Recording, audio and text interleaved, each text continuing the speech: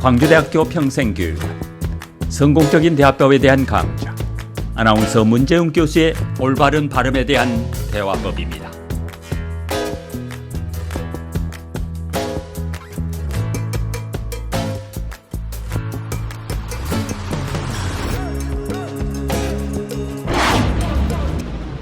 이 시간은 이제 발음에 관한 훈련, 여러분 오전 수업에 했던 거 다시 한번 반복해서 말씀드리도록 하겠습니다. 우리가 어떤 경우에 말을 하게 되고 어디선가 발표를 하게 되고 하는데요, 발음이 꼬인다거나 발음이 안 됐을 때 문제가 많습니다. 그래서 대부분의 사람들이요, 말을 할 때 끝을 뭉개버리고 얼부려 버린다고 해야 할까요? 그러니까 제가 해보겠습니다. 네, 감사합니다. 네, 고맙습니다. 감사합니다. 고맙습니다. 끝을 분명하게 이렇게 그랬습니다. 이렇게 표현을 하지 않고서 제가 할 말을 전달을 했고 상대방이 알아먹었으니까 이제 끝은 그냥 짧게 끊는다. 이런 식의 오물거리는 말이라고 하거든요. 그래서 반드시 발음이 굉장히 중요하다. 여러분, 대화의 성공법 처음에 제가 오리엔테이션하고 첫 시간이 발음에 관한 교육이었습니다. 그래서 우리가 소리는 어떻게 목소리는 만들어지는가, 그 교육부터 했었죠. 그래서 과연 어떻게 해야 발음을 정확하게 할 건가 굉장히 중요합니다. 그래서 발음에 관한 훈련, 오늘 또 다시 한번 얘기를 하도록 하겠습니다. 발음은요, 우리가 흔히 우리 한글은 10개의 자음, 그 다음에 쌍기역, 쌍비읍, 쌍시옷 이렇게 해서 5개 합치면은 15개의 자음으로 되어 있습니다. 기역, 니은, 디귿, 리을, 미음, 비읍, 시읒, 이읒 이렇게 하겠죠. 그러니까 이건 혀로 하는 거죠, 여러분. 기역, 니은, 디귿, 리을, 혀가 합니다. 그러나 우리는 모음이 있습니다. 모음이 아야, 어요, 오요, 우유, 의이, 예, 위, 워, 니, 네네 등등. 그 발음법표는 여러분 다 가지고 계시죠? 그게 조화를 이루어서 이제 말이 되는 거겠죠. 그러면 모음은요, 입술에 의해서 결정이 된다. 혀가 치조골에 부딪히고 나기도 하고, 혀가 아래로 가기도 하고, 혀를 움직이지 않고 여러분 말할 수 있겠어요? 자, 불가능합니다.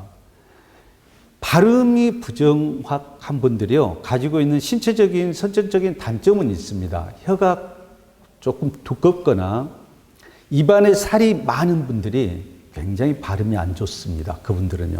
그럼 어떻게 할까요? 그렇게 살아야 할까요? 훈련을 통해서 개선이 됩니다. 그래서 발음을 정확하게 하는 거.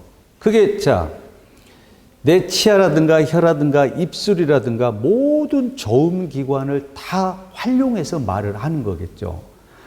여러분 혹시 치과에 가서 마취를 하고 입술이 마취가 안 풀렸을 때 혹시 말해 본 적 있으세요? 물을 머금고 물을 뱉었을 때 분명히 컵으로 뱉었는데 물이 옆으로 새는 걸 저는 경험했습니다. 입술이 굳어 있으니까요, 마취 때문에. 그래서 발음은 입술, 치아, 혀, 영구개라고 있습니다. 목구멍 안에 구강, 비강 여러 가지가 있었죠. 그 교육은 이미 했으니까 다시 되풀이하지 않도록 하겠습니다. 그래서 가장 중요한 것은 혀, 그 다음에 입술, 구강을 크게 해야 되는 거죠.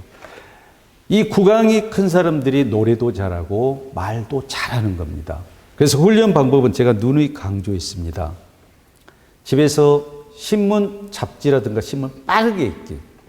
300자를 30초에 읽어내는 훈련을 하면요, 그렇게 빠르게 읽다 보면은 발음이 되지 않습니다. 그렇지만 그렇게 빠르게 읽는 연습을 하다 보면요, 조음기관이 운동을 하는 거죠. 입 안이 좀 먹먹해진다고 해야 할까요? 그러면서 훈련이 되는 겁니다. 그리고 거기서 발음이 안 되는 것은 형광펜으로 체크를 한 다음에 그 발음을 연음을 하는 거죠. 발음 공부하면서 여러분 저희 같이 많이 해봤죠?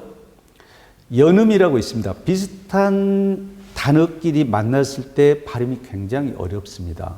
예를 들어서 저건 깡콩깍지, 깡콩깍지인가 안 깡콩깍지인가, 운무게 죽두툭시발, 식은죽 두툭시발인가 안 식은죽 두툭시발인가, 여러 가지 예를 제가 많이 했습니다. 우리가 예문을 가지고. 그리고 여러분 여기서 뉴스 진행도 했고 리포터 역할도 했고 많은 걸 제가 여러분에게 시켜봤습니다. 그래서 가장 중요한 것은 발음이다. 발음을 정확히 해야 된다. 그래서 오늘 수업 시간에는 발음을 잘하는 법에 대해서 3가지를 분명히 교육을 했고요. 집에서도 그걸 계속 연습을 해보시면 좀 더 올바른 발음을 할 수가 있다. 발음이 첫째 정확하지 않는데 어떤 말을 하겠습니까? 제가 여러분 여기서 다 교육할 때 오리엔테이션 할 때 정말 아나운서 리포터 수준으로 여러분을 끌어올리겠습니다. 라고 제가 약속을 드렸는데요. 여러분이 정말 그렇게만 따라오신다면 100% 그렇게 됨을 다시 한번 말씀드립니다. 그래서 두 번째 이제 발음이 안 되는 고민이 있던 분들에게는 해결을 해 드렸고요. 두 번째, 저는 말을 하면 자꾸 끊기고 그 다음 말을 어떻게 이어갈지 좀 앞뒤 말이 맞지 않고 그럴 때 굉장히 당황스럽습니다. 라고 몇 분이 저한테 어떻게 해야 할까요? 라고 질문을 해 주셨습니다. 그분들에게는 제가 리포터를 드렸죠. 어떻게 해요? 말 이어가기 말을 해야 된다. 그래서 말이 끊어지지 않게 1분 동안 얘기한 거예요. 어떻게 할까요? 예를 들까요? 자, 그냥 말을 낳는 훈련을 하는 겁니다. 끝말이 있기. 예를 들어서 강의실. 강의실에 오니까 너무 크고 넓고 좋다. 넓은 건 바다. 바다에 가면 정말 수영도 하고 싶구나. 동해바다로 갈까 남해바다로 갈까. 작년에 동해바다를 못 갔는데 올해는 가야겠다. 그 친구랑 가야 됐는데 그 친구는 지금 어디서 살까. 연락을 좀 해봐야겠구나. 연락을 하려고 보니까 내 핸드폰에 그분 번호가 있을까. 번호를 하다 보니까 그 전에 같이 뭐 통닭 먹었던 생각이 나는구나. 통닭은 어떤 통닭을 한번 시켜서 먹어볼까. 제가 지금 말하는 게 말이 됩니까? 말이 안 되죠. 하지만 그게 연상으로 말을 이어서 말하는 훈련을 하는 거예요. 1분 동안. 여러분 옛날에 끝말이 있겠죠? 뭐 공주, 주인, 인식, 식별, 별난 사람, 람보, 보통, 통큰 사람, 다시 람보 하면 땡하고 기억나시죠, 여러분? 그래서 끝말이 있기처럼 그렇게 빠르게 이렇게 1분 동안 스피치를 하게 되면 굉장히 말하는 훈련이 되는 겁니다. 그 다음에 이제 조리 있게 말하는 방법으로 들어가야죠. 그렇게 일단 말을 터버리고 내 조음기관이 훈련을 그렇게 마구 하게 되면은 중간에 말을 더듬고 특히 여러분 말하다가 막히면요, 이 정말 조사를 많이 쓰도록 돼 있습니다. 그걸 안 쓸 수 있습니다. 다음 단어가 금방 떠오르는 거죠. 그래서 결국 스피치라는 것은 내가 하고자 하는 말을 조리 있게 논리적으로 정확한 발음으로 전달을 하는 거거든요. 저도 말이 꼬이기도 하고 발음이 안 되는 것도 있습니다. 제가 신이 아니고서야 어찌 그렇게 완벽할 수 있을까요? 하지만 훈련을 합니다. 저도 MC를 보거나 많은 사람 앞에서 강의를 할 때는요, 그 전에 훈련을 합니다. 입술 털기, 아야, 어요, 오요, 우이 하고요. 발음 훈련. 제가 오전에 했던 강의 있죠? 혀 밀어서 내 입안을 자유롭게 하는 거. 그 다음에 구강을 넓히는 방법. 입술을 붙이고 가나다라 마바사 이렇게 연습하는 거. 그러고 나서 물 한 잔 먹고 어디에 쓰면 훨씬 부드러워지고 그러는 거죠. 그 과정입니다. 얘기가 약간 빗나갔지만 말을 끊어지지 않게 이어서 그 다음에 해라. 그러면 될 것이다. 세 번째, 말의 높이를 일정 수준을 유지해라. 그 말을 여러분 하다 보면 흥분돼서 톤이 올라갑니다. 톤이 올라가면 어떻게 될까요? 전하고자 하는 뜻이 왜곡돼 버립니다. 그게 아니었는데 상대방이 저 사람 화가 났구나. 오해를 하는 거죠. 그러니까 말의 톤이 올라가면 내가 전달하고자 하는 메시지하고 반대로 뜻이 왜곡된다. 그걸 명심하셔야 됩니다. 제가 그 전에 가장 말을 어떻게 하는 게 중요할까요? 그 얘기 여러분 했었죠?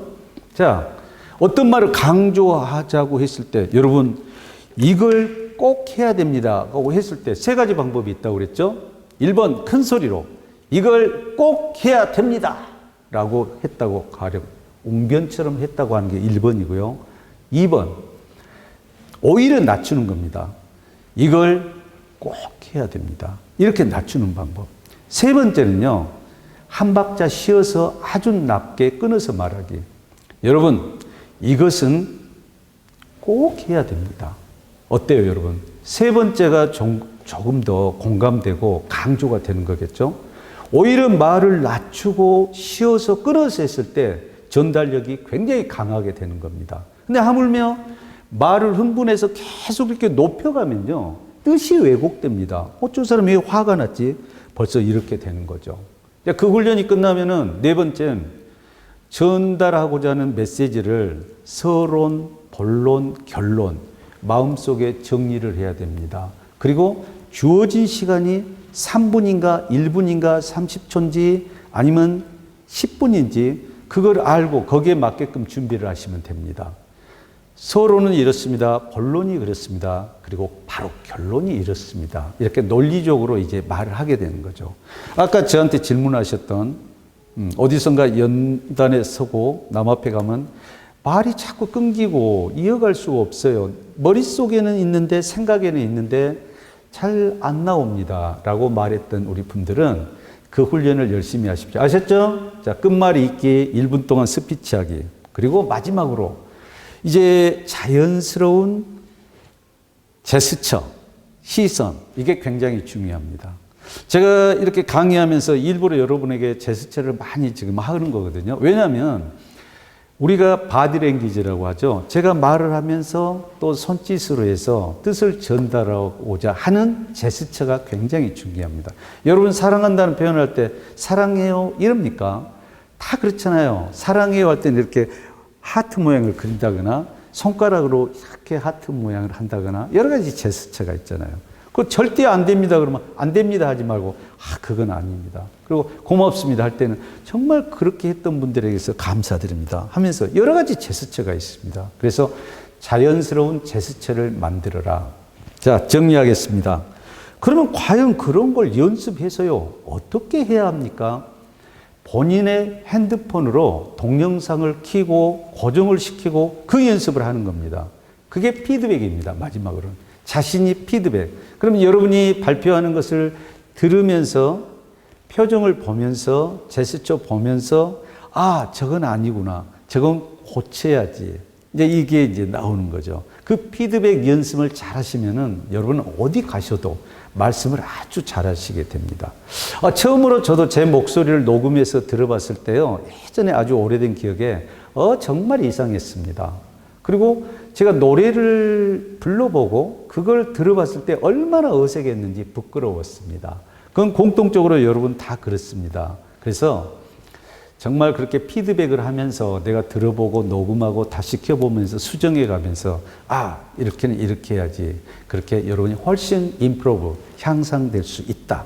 연습만이 살 길이다. 아셨죠? 제가 강의를 여기서 아무리 한다고 해서 여러분이 말씀을 잘할 수 있는 능력을 드리겠습니까? 할 수 없습니다. 저도 많은 사람들이 말씀을 하고 강의를 할 때는요, 듣고 보고 느끼고 메모하고, 저건 내 걸로 만들어야지.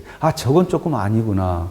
저렇게 얘기를 길게 하니까 별로 안 좋구나. 핵심만 얘기하고 공감하면 얼마나 좋을까. 많은 사람들이 제게는 스승이었습니다. 그래서 좋은 점은 이렇게 여러분 걸로 만들어서 여러분이 말을 잘하는 정말 우리 스피치, 성공적인 대화법이 될 수 있도록 여러분 노력해 주시면 고맙겠습니다. 오늘 강의는 여기서 마치겠습니다. 오랜 기간 직장 생활을 하면서 리더자로서 말할 수 있는 기회가 굉장히 많았습니다. 그럴 때마다 늘 고민이었던 게 어떻게 하면 말을 잘할 수 있을까? 어떻게 하면 소통을 잘할 수 있을까였습니다.